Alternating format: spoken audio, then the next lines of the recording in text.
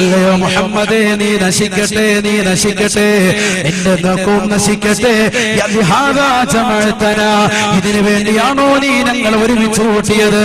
ഇതിനു വേണ്ടിയാണ് ഞങ്ങൾ നീ ഒരുമിച്ച് കൂട്ടിയത്? ഈ കാണുന്ന ജനങ്ങൾ മുഴുവനും കച്ചവട സാധന സാമഗ്രികൾ മുഴുവനും അതാത് സ്ഥാനത്തിട്ടിട്ട് ഇവിടെ മുഴുവൻ ആളുകളെയും ഒരുമിച്ച് കൂട്ടിയത് ഈ ഒരു വർത്തമാനം പറയുന്നതിന് വേണ്ടിയാണോ? ഹബീബായ നബി തങ്ങളെ നാശിപ്പിക്കാൻ വേണ്ടി നബി തങ്ങളെ നാശത്തിന് ദുആ ചെയ്തുകൊണ്ട്, ഹബീബായ നബി തങ്ങളെ നാശിപ്പിക്കാൻ വേണ്ടി നബി തങ്ങളെ നാശത്തിന് ദുആ ചെയ്തുകൊണ്ട് പ്രവാചകനെതിരെ പ്രതികരിച്ചപ്പോ മലക്ക് ജിബ്രീൽ അലൈഹിസ്സലാം കടന്നു വന്നുകൊണ്ട് പരിശുദ്ധ ഖുർആൻ ഓതി കൊടുക്കുകയാണ്. ബിസ്മില്ലാഹിർ റഹ്മാനിർ റഹീം. തബ്ബത് യദാ അബീ ലഹബിൻ വതബ്ബാ മാ അഗ്നാ അൻഹു മാലുഹു വമാ കസബ സയസ്ലാ نارا ذات لهب وامرأته حمالة الحطب في جيدها حبل من مسد. എന്റെ പ്രിയപ്പെട്ടതാകുന്ന ചുറ്റുമൂലയിൽ കൂടി ഒരുമിച്ച് കൂടിയ സഹോദരങ്ങളോട് കുമ്മന മുസ്താദിൽ ഓർമ്മപ്പെടുത്താനുള്ളത് 1400 വർഷം മുമ്പ് നടന്ന ചരിത്രമാണ്. ലോകത്തിന്റെ നായകൻ തന്റെ പ്രിയപ്പെട്ട കുടുംബക്കാർക്ക് വേണ്ടി തന്റെ പ്രിയപ്പെട്ടതാകുന്ന ജനങ്ങളെ ഇസ്ലാമിലേക്ക് ക്ഷണിക്കാൻ വേണ്ടി പരിശുദ്ധ പ്രവാചകന്റെ തിരുചാരത്തേക്ക് ഖുർആനിന്റെ ആയത്തിറങ്ങിക്കൊണ്ട്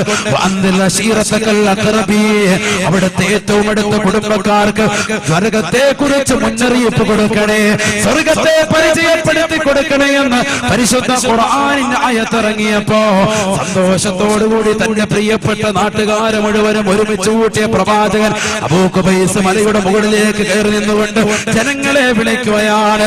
യാ ബനൂ ഫിഹർ വയാ ബനൂ അദിയ. അല്ലയോ അദിയ ഗോത്രമേ, അല്ലയോ ഫിഹർ ഗോത്രമേ, എന്നെ കൊണ്ട് നിങ്ങൾ വിശ്വസിക്കുമോ? ഞാൻ അല്ലാഹുവിന്റെ ദൂതനാണ്, ദൂതനാ. ഞാൻ അഷ്റഫുൽ ഖൽഖാണ്, ലോകത്തിന്റെ നായകനാണ്, നായകനാണ്. എനിക്ക് വേണ്ടിയാണ് ഈ ലോകത്തുള്ള സർവ്വസൃഷ്ടിജാലങ്ങളെയും പടച്ചറപ്പ് പടക്കപ്പെട്ടത് എന്ന് റസൂലുള്ളാഹി പറഞ്ഞില്ല.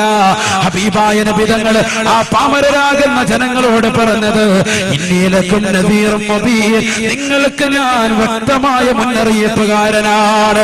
പക്ഷേ ദീനീ പ്രബോധനം വെറുത്തുകൊണ്ട് ദീനീ പ്രബോധനത്തിനെതിരായി കൊണ്ട് ആദ്യമായി കടന്നു വന്ന വ്യക്തി അബൂ ലഹബാണ്. റസൂലുള്ളാഹിന്റെ പിതൃവ്യനാണ്, റസൂലുള്ളാഹിന്റെ മൂത്താപ്പയാണ്. നബി തങ്ങളുടെ മുന്നിൽ നിന്നുകൊണ്ട് നബിയോട് പറയുകയാണ്, തബ്ബല്ലക യാ മുഹമ്മദൂ, മുഹമ്മദേ നീ നശിക്കട്ടെ എന്ന് അബൂ ലഹബ് പറയേണ്ട താമസം ജിബ്രീൽ അലൈഹിസ്സലാം കടന്നു വന്നുകൊണ്ട് വിശുദ്ധ ഖുർആൻ ഓതി കൊടുക്കുകയാണ്. തബ്ബത് യദാ അബീ ലഹബിൻ വതബ്ബ. അബൂ ലഹബിന്റെ ഇരുകരങ്ങളും നശിക്കട്ടെ, അബൂ ലഹബ് തുലയട്ടെ, അബൂ ലഹബ് നശിക്കട്ടെ. ഈ ലോകത്തെ ഇസ്ലാമിക ശരീഅത്തിനെതിരെ ആരൊരുവൻ വാണോങ്ങിയ ഏക സിവിൽ കോഡിനെതിരെ ശക്തമായിട്ട് ഉന്നയിക്കുന്ന വാദിയതികൾ ഉലമാക്കൾ ശക്തമായിട്ട് തീരെഴുതി കളയുമ്പോ ഈ പരിശുദ്ധമാക്കപ്പെട്ട മതവിജ്ഞാന വേദിയിൽ വെച്ചുകൊണ്ട് ഉസ്താദുമാരെ സാക്ഷി നിർത്തിക്കൊണ്ട് ഓർമ്മപ്പെടുത്തുക, ഏക സിവിൽ കോഡ് അംഗീകരിച്ചു തരൂല, ഏക സിവിൽ കോഡ് അംഗീകരിച്ചു തരൂല. എന്തേ കാരണം? ഇത് നബി തങ്ങളുടെ ശരീഅത്താണ്, ഇത് റസൂലുള്ളാഹിന്റെ മാത്രം ശരീഅത്തല്ല, ഇത് നൂഹ് നബിയുടെ കാലഘട്ടം മുതൽ തുടങ്ങിയതായ പരിശുദ്ധമാക്കപ്പെട്ട ശരീഅത്താണ്. ആ കാലഘട്ടം മുതൽ ആദം നബിയുടെ കാലഘട്ടം മുതൽ ഹബീബായ നബി തങ്ങളുടെ കാലഘട്ടം വരെ ഈ പരിശുദ്ധമാക്കപ്പെട്ട ശരീഅത്തിനെ വികലമാക്കാനോ ഈ പരിശുദ്ധ ശരീഅത്തിനെ മാറ്റമറിക്കാനോ ഒരാളെയും സമ്മതിച്ചിട്ടില്ല. ഇസ്ലാമിക പ്രബോധന ദൗത്യവുമായി നബിതങ്ങള് തന്റെ പ്രിയപ്പെട്ട സമുദായത്തെ ക്ഷണിച്ചുകൊണ്ട് കുടുംബക്കാരെ ദീനിലേക്ക് സന്തോഷത്തോടുകൂടി അല്ലാഹുവിന്റെ റസൂൽ ക്ഷണിക്കുമ്പോ അബൂ ഖുബൈസ് മലയുടെ താഴ്വാരത്ത് വെച്ചുകൊണ്ടൊരു ശബ്ദമാണ്, തബ്ബല്ലക യാ മുഹമ്മദ്, മുഹമ്മദേ നീ നശിക്കട്ടെ നശിക്കട്ടെ, അലിഹാദാ ജമഅതനാ, ഇതിനു വേണ്ടിയാണ് ഞങ്ങൾ നീ ഒരുമിച്ച് കൂട്ടിയത് എന്ന് ചോദിച്ചതാകുന്ന അബൂലഹബിനെതിരെ റസൂലുള്ളാഹിയെ സ്നേഹിക്കുന്നത് അല്ലാഹുവാണ്. അതുകൊണ്ട് തന്നെ പടച്ച റബ്ബ് തന്നെ അബൂലഹബിനെതിരെ ശക്തമായി ആയത്തിറക്കുകയാണ്, തബ്ബത് യദാ അബീ ലഹബിൻ വതബ്, അബൂലഹബിന്റെ ഇരു കരങ്ങളും നശിക്കട്ടെ. നശിക്കട്ടെ എന്ന് മാത്രമല്ല, വതബ, നശിച്ചിരിക്കുന്നു, നശിച്ചിരിക്കുന്നു. പിന്നീട് നശിക്കുമെന്നല്ല പറഞ്ഞത്, പിന്നീട് നശിക്കുമെന്നല്ല പറഞ്ഞത്. വാക്കിന്റെ അർത്ഥങ്ങളെ വ്യക്തമായ രീതിയിൽ അറിയാവുന്ന ഉസ്താദുമാരിവിടെ ഉണ്ട്. നശിച്ചു കഴിഞ്ഞു, നശിച്ചു, ഇതോടുകൂടി നശിച്ചു. അല്ലാഹു കാത്തിരക്ഷിക്കട്ടെ. ദീനീ പ്രബോധനം നടത്തുന്ന ഉലമാക്കൾക്കെതിരെ, പണ്ഡിതന്മാർക്കെതിരെ, മതപ്രബോധനം നടത്തുന്നതാകുന്ന സാലിഹീങ്ങൾക്കെതിരെ, ദീനിന്റേതാകുന്ന ശിആറുകൾ ഉയർത്തിക്കാട്ടുന്ന സമ്മേളനങ്ങൾക്കെതിരെ മോശപ്പെട്ടതാകുന്ന വാക്കുകൾ പറയുന്ന മുസ്ലിം സമൂഹമേ, ചുമരെഴുത്ത് നടത്തുന്ന സഹോദരങ്ങളെ, വാട്സാപ്പിലൂടെ ഫേസ്ബുക്കിലൂടെ മോശപ്പെട്ട കമന്റുകൾ ഇട്ടുകൊണ്ട് ജനങ്ങളെ അവഹേളിക്കുന്നവരെ, തന്റെ പ്രിയപ്പെട്ട സ്വന്തം സഹോദരിയാകുന്ന അയൽവാസിനികളാകുന്ന സഹോദരിമാരെ കുറിച്ച് പോലും മോശപ്പെട്ട അപവാദങ്ങൾ പറഞ്ഞുകൊണ്ട് അവരെ കുറിച്ച് ഇല്ലായ്മത്തരം പറയുന്ന മുസ്ലിം ചെറുപ്പക്കാരെ, സഹോദരങ്ങളെ, പഠിച്ചു വെക്കണേ, പഠിച്ചു വെക്കണേ. ആദ്യമായി ആക്ഷേപം ചൊരിഞ്ഞതാകുന്ന അബൂലഹബിനെ കുറിച്ച് അല്ലാഹുവിന്റെ വിശുദ്ധ ഖുർആനിൽ ആയത്തിറങ്ങുകയാണ്, തബ്ബത് യദാ അബീ ലഹബിൻ വതബ്ബ, അബൂലഹബ് നശിച്ചട്ടെ, അബൂലഹബ് നശിച്ചിരിക്കുന്നു. മാ അഗ്നാ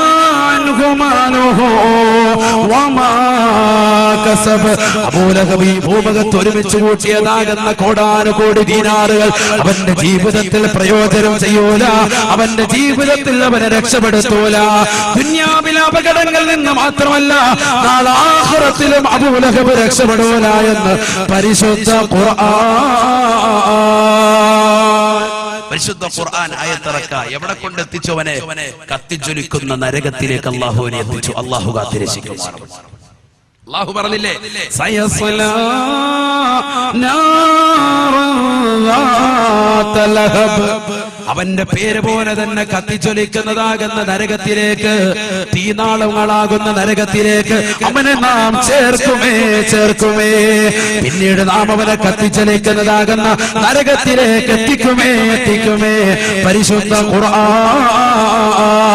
ഹബീബായ നബി സല്ലല്ലാഹു അലൈഹി വസല്ലമ തങ്ങൾ നടക്കുന്ന വഴിയിലൂടെ പ്രവാചക പൊങ്കവനെ ബുദ്ധിമുട്ടിക്കാൻ വേണ്ടി കല്ലുമുളിച്ചെടികൾ വാരി വിതറിയതാകുന്ന പ്രവാചകന്റെ ഏറ്റവും കൂടുതൽ ശത്രുത വെച്ചതാകുന്ന പ്രവാചകന്റെ മൂത്തുമ്മയാകുന്ന ഹമ്മാലത്തെന്ന പരിശുദ്ധ ഖുർആൻ പരിചയപ്പെടുത്തിയ അബൂലഹബിന്റെ ഭാര്യയാകുന്ന വിറക് ചുമക്കുന്നതാകുന്ന പെണ്ണിനും നരകത്തിലാണെന്ന്, നരകത്തിലാണെന്ന് പരിശുദ്ധ ഖുർആൻ.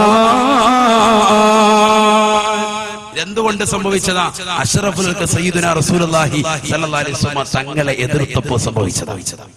ഇങ്ങനെ വിശുദ്ധമായ ഖുർആനിൽ നിങ്ങൾ ആയത്തെടുത്തു നോക്ക്. അല്ലാഹുവിന്റെ റസൂൽ സല്ലല്ലാഹു അലൈഹി വസല്ലം തങ്ങൾക്ക് എന്ത് വിഷമം സംഭവിച്ചാലും ആ വിഷമങ്ങൾ ഉണ്ടാകുന്ന സന്ദർഭത്തിലെല്ലാം അല്ലാഹു സുബ്ഹാനഹു വ തആല ആയത്തുകൾ ഇറക്കി നോക്ക്.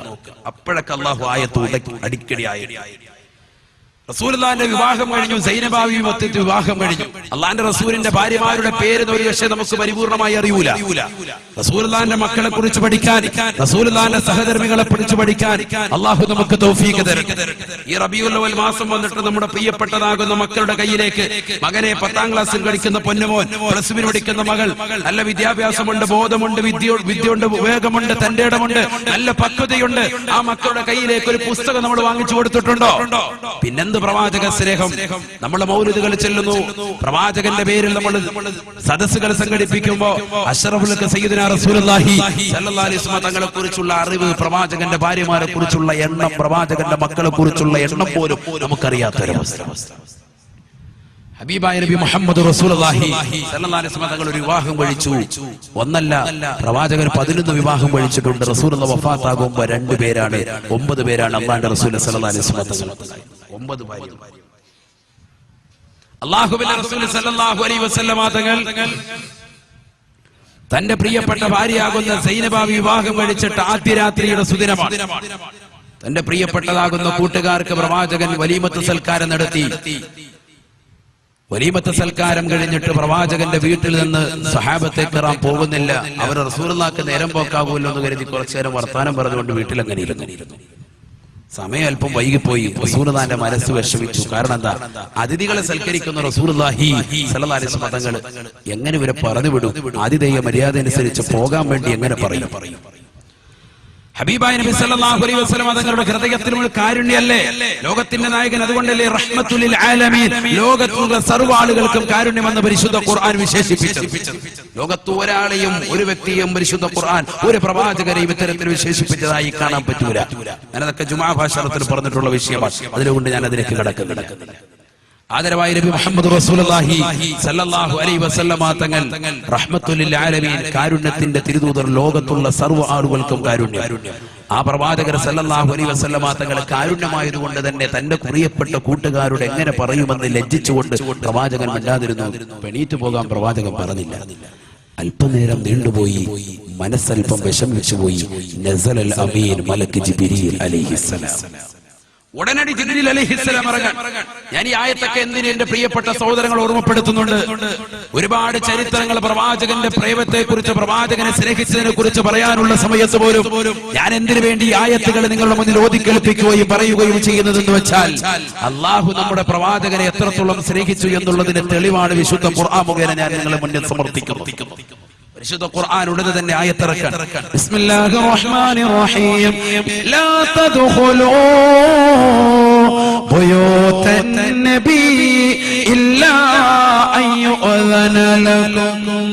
അല്ലാഹുവിന്റെ റസൂലിന്റെ വീട്ടിലേക്ക് അനുവാദം ഇല്ലാതെ കടക്കാൻ പാടില്ല എന്ന് മാത്രമല്ല, ലോകത്തുള്ള എല്ലാ സംവിധാനങ്ങളും അങ്ങനെ തന്നെയാണ്. എല്ലാവരും അവരുടെ മറ്റൊരു വീട്ടിൽ പോകുമ്പോഴത്തേക്ക് അനുവാദം വാങ്ങണം എന്ന് മാത്രമല്ല, സ്വന്തം വീട്ടിൽ പോയാലും അനുവാദം വാങ്ങണം. ഇതാണ് പരിശുദ്ധ ശരീഅത്തിന്റെ നിയമം. ജാബിർ റളിയല്ലാഹു തആല അൻഹു റസൂലുള്ളാഹിയോട് ചോദിച്ചു, നബിയെ എന്റെ ഉമ്മ മാത്രമേ ഉള്ളൂ വീട്ടില്, പിന്നെന്തിനാ ഞാൻ അനുവാദം വാങ്ങുന്നത് എന്ന് അല്ലാഹുവിന്റെ റസൂലിനോട് ചോദിച്ചു. സ്വന്തം വീട്ടിൽ പോകുമ്പോൾ അനുവാദം വാങ്ങണം. റസൂലുള്ളാഹി ചോദിച്ചു, അതുരീദു അൻ തറാ ഉമ്മക ഉരിയാന, നിന്റെ ഉമ്മ നഗ്നയായി നിൽക്കുന്നത് കാണാൻ നീ ഇഷ്ടപ്പെടുന്നുണ്ടോ മുഹമ്മദ് റസൂലുള്ളാഹി എന്ന് പറഞ്ഞാൽ അവരൊരു പക്ഷെ തുണിമാറിക്കൊണ്ടിരിക്കുന്ന അവസരത്തിലായിരിക്കും നീ കടന്നു ചെല്ലുക.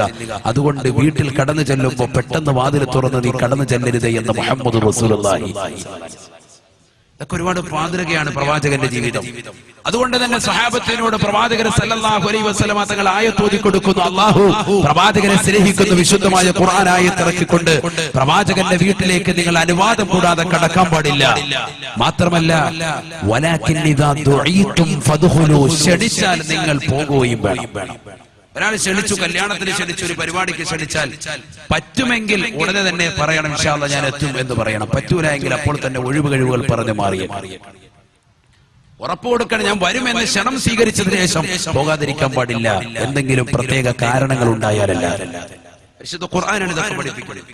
വലാകിൻ ഇദാ ദുഈതും ഫദ്ഖുലൂ വഇദാ ദുഇതും ഫന്തശിറൂ. നിങ്ങളെ ക്ഷണിച്ചു കഴിഞ്ഞാൽ നിങ്ങൾ കടന്നു ചെല്ലണേ റസൂലുള്ളാഹിന്റെ വീട്ടിലേക്ക് നിങ്ങൾ പോകണേ എന്ന് വിശുദ്ധ ഖുർആൻ. വഇദാ തഅമുതും ഫന്തശിറൂ, നിങ്ങൾ ഭക്ഷണം കഴിച്ചാലോ നിങ്ങൾ വേഗം തന്നെ തിരിച്ചു പോകണേ. സൈനബ ബീവിയുടെ കല്യാണം കഴിഞ്ഞ് പ്രവാചകർ സല്ലല്ലാഹു അലൈഹി വസല്ലമ തങ്ങൾ തന്റെ പ്രിയപ്പെട്ട അനുയായികൾക്ക് സൽക്കാരം നടത്തിയിട്ട് ആ സൽക്കാരം കഴിഞ്ഞ് പോകാത്തതിന്റെ പേരിൽ മനസ്സൊന്ന് ചെറുതായി നബി തങ്ങൾക്ക് വേദനിച്ചപ്പോ പരിശുദ്ധ ഖുർആൻ ആയത്തിറക്കുകയാണ്. ഇദാ തഅമുതും ഫന്തശിറൂ, ആഹാരം കഴിച്ചാൽ പിന്നീട് വേഗം തന്നെ പോകണേ.